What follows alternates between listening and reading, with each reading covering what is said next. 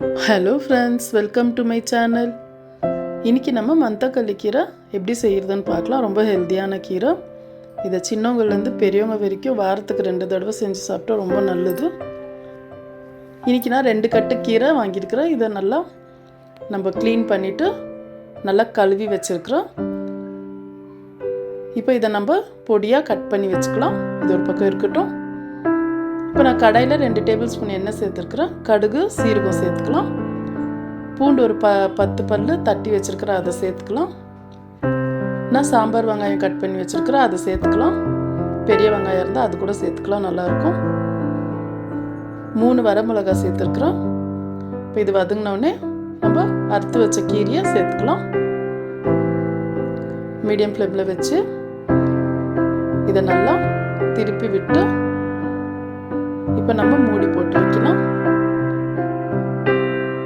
நம்ம ஒரு நிமிஷத்துக்கு அப்புறம் இதை நல்லா திருப்பி விடலாம். கீரை மீடியம் ஃப்ளேம்லேயே இருக்கட்டும்.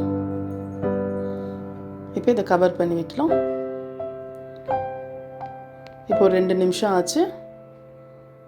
இதை நல்லா மிக்ஸ் பண்ணிவிட்டு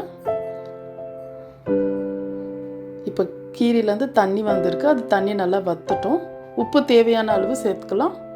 உப்பு கம்மியாக சேர்க்கலாம், ஏன்னா கீரை அதிகமாக இருக்குதுன்னு நம்ம ஜாஸ்தி சேர்த்துட்டா கீரை வதங்கிடும், உப்பு ஜாஸ்தி ஆகிடும். இப்போ பாருங்கள், நம்மளுக்கு மணத்தக்காளி கீரை ரெடி ஆயிடுச்சு. இப்போ நம்ம சர்வ் பண்ணிக்கலாம். வயிற்றில் புண்ணு இருக்கிறவங்க கூட இந்த கீரையை வாரத்தில் ஒரு 2-3 தடவை செஞ்சு சாப்பிட்டாங்கன்னா அவங்களுக்கு அந்த புண்ணு சீக்கிரம் குணம் ஆகிடும். அவ்வளோ நல்லது இந்த கீரை. கண்டிப்பாக பெருட்டி சாப்பிடுங்க. அவ்வளோதான் ஃப்ரெண்ட்ஸ். நான் போடுற வீடியோஸ் உங்களுக்கு பிடிச்சிருந்தா லைக் பண்ணுங்கள், ஷேர் பண்ணுங்கள், மறக்காமல் சப்ஸ்கிரைப் பண்ணுங்கள். தேங்க்யூ.